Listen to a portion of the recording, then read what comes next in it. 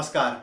मैं ज्योतिष शास्त्री रमेश चौबे आपके समक्ष एक ऐसे चर्चित या कहें कि एक ऐसे विश्वविख्यात व्यक्ति की कुंडली के बारे में आपको बताना चाहता हूं कि आखिर में इस कुंडली में ऐसे कौन से योग हैं जो इनको इतने बड़े धन कुबेर बनने का मौका दिया और आज ये सारे विश्व में इनको किसी परिचय की आवश्यकता नहीं है। जी, मैं बात कर रहा हूं मुकेश अंबानी जी के कुंडली के बारे में।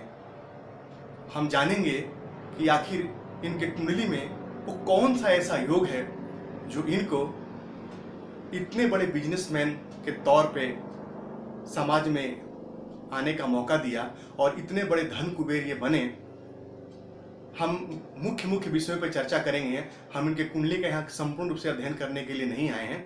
हम सिर्फ यहाँ पे आपको या हम आप दोनों सिर्फ मिलकर ये देखेंगे कि कौन से योग हैं जो इनको इतने प्रसिद्ध बनाया और क्या ऐसे योग है जो इतने मान सम्मान ये कमाए हैं समाज में और इनको इतना मान सम्मान मिला और ये इतने आगे तक गए। तो मैं सबसे पहले आपको बता दूं कि ये इनका डेट ऑफ बर्थ है 19 अप्रैल 1957 7:53 AD यमन में इनका जन्म हुआ था। अब महादशा की बात कर लूं, सबसे पहले महादशा के बारे में बात करूंगा तो इनको 2001 से लेकर 2019 तक राहु की दशा चली और उसके बाद में 2019 से 2035 तक इनको देवगुरु बृहस्पति की दशा चल रही है। अब मैं आपको बता दूं कि ये वृश्चिक लग्न की कुंडली है। इसके स्वामी बनते हैं कौन? तो मंगल देव। वो जाकर के कुंडली के सप्तम भाव में जाकर के बैठे हैं और पुनः अपने सप्तम दृष्टि से लग्न को देख रहे हैं। ये अत्यंत ही श्रेष्ठ, यदि लग्न से लग्न को देखे तो ये अपने आप में एक बहुत बढ़िया योग है। जातक का व्यक्तित्व ही जातक के व्यक्तित्व पे यदि उस भाव का स्वामी दृष्टि डाले तो व्यक्तित्व को निखार के समाज में लाएगा। तो आप देख ही रहे हैं, बताने की मुझे आवश्यकता नहीं है। वहीं मैं आपको बता दूं कि यहाँ मंगल जो है उनकी चौथी दृष्टि पड़ रही है देवगुरु बृहस्पति पे और देवगुरु बृहस्पति यहाँ पे पंचम भाव के स्वामी हैं जो जाकर के कर्म भाव में बैठे हैं। और मैं पहले भी बताया अपने वीडियो में आपको कि यहाँ पे देवगुरु बृहस्पति जो है यहाँ पे उनको कारकत्व प्रदान है, यहाँ पे भी वो कारक हो जाते हैं। और किसके राशि में बैठे हैं? तो सूर्य की राशि में बैठे हैं। और सूर्य कैसे बैठे हैं? तो एक नजर यदि नॉर्मली आप देखेंगे तो सूर्य आपके कुंडली के छठे भाव में मेष राशि में, ध्यान रखिएगा, मेष राशि में बैठे हैं। कैसे? तो उच्च के यहाँ पे माने जाते हैं। और छठे भाव में मैं आपको बताया हूं कि छठे भाव में कोई का पापक ग्रह बैठे तो अच्छा ही फल प्रदान करता है। तो सवाल यह है कि दसम भाव के स्वामी छठे भाव में आके बैठ गए तो खराब फल देंगे? बिल्कुल नहीं। यदि यहाँ से जोड़ेंगे आप तो 1 2 3 4 5 6 7 8 9 अपने से 9वें चले गए। यदि यहाँ का स्वामी आकर के यदि यहाँ बैठे तो खराब फल देगा, लेकिन यहाँ का स्वामी आकर जल्दी छठे भाव में बैठ जाए तो खराब फल प्रदान नहीं करेगा। क्यों? कि नौम पंचम का योग बना करके और यहाँ पे सूर्य देवता बैठे हुए हैं। वहीं इनके भाग्य भाव के स्वामी बनते हैं चंद्रदेव, वो कुंडली के धन भाव में बैठे हैं। और भाग्य का स्वामी यदि धन भाव में बैठ जाए तो निस्संदेह जातक भाग्यवान और धनवान दोनों, यानी कि जन्मजात भाग्यवान और धनवान होता है। तो ये मुझे कहने की आवश्यकता नहीं है, ये सब आपके सामने ही है। एक ऐसा योग इस कुंडली में जो इनको इतने संपदा का स्वामी बनाया, वो कौन सा ऐसा योग है वो मैं आपको बताना चाहूंगा। मैं यहाँ इनके कुंडली का विश्लेषण नहीं कर रहा हूं, मैं सिर्फ उन सीखने वाले जो ज्योतिष सीख रहे हैं उनके लिए बड़ा ही फायदेमंद रहेगा, इसलिए मैं बताने की कोशिश कर रहा हूं आपको। तो यहाँ मैं आपको बता दूं कि देवगुरु बृहस्पति यहाँ पे धन भाव के स्वामी हैं और वो आकर के कहाँ बैठे हैं? तो अपने से यहाँ से जोड़ेंगे तो 1 2 3 4 5 6 7 8 9 अपने से 9वें भाव में आके बैठे हैं।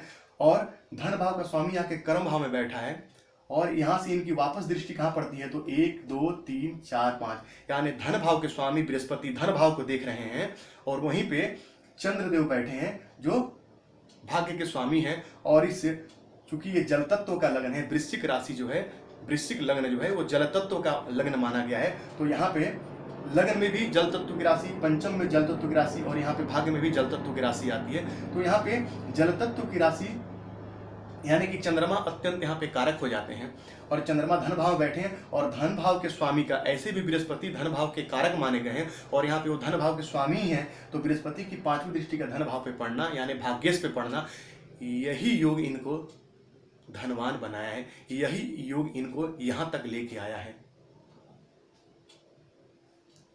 अब मैं आपको बता दूं कि पिछले दिन ये 2001 से लेकर के 2019 तक ये राहु की महादशा में चले हैं और मैंने लिखा हुआ कि राहु जो है वो गुरु के नक्षत्र में यहाँ पर बैठे हुए थे। तो जो ग्रह जिस नक्षत्र में बैठता है उसका भी प्रभाव देता है। तो बृहस्पति यहाँ पे कर्म भाव के स्वामी कर्म भाव में बैठे हुए हैं, पंचम भाव के स्वामी होकर के, और राहु उनके नक्षत्र में बैठे थे।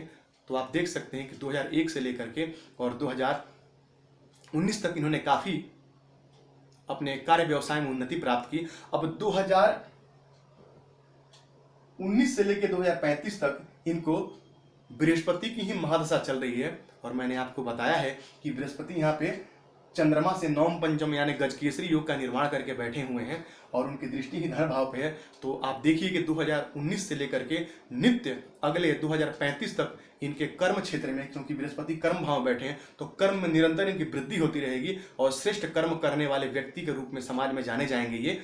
और इनका जो कार्य होता है मुझे कहने की आवश्यकता नहीं है, सारे कार्य ये लगभग जन कल्याण के लिए ही करते हैं और इससे सारे भारतवासियों को लाभ प्राप्त होता है। इन्होंने ऐसे ऐसे दुर्गम स्थानों पे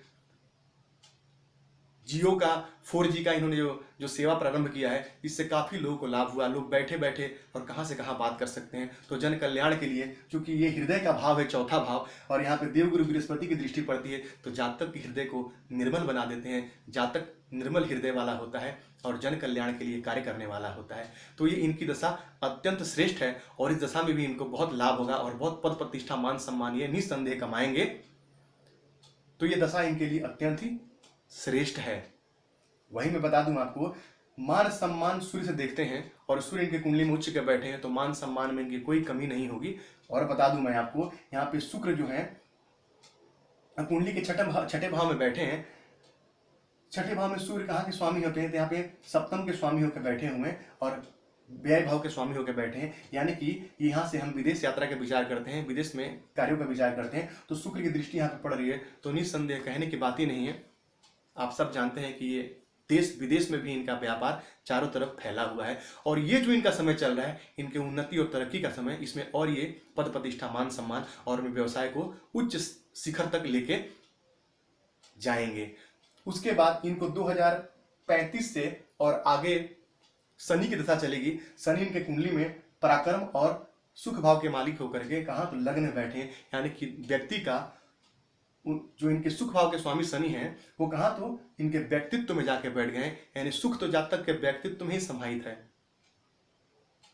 तो कहने की आवश्यकता नहीं है मुझे, जातक ऐसा व्यक्ति आजीवन सुख भोगता है और जीवन के सारे सुखों का आनंद लेता है।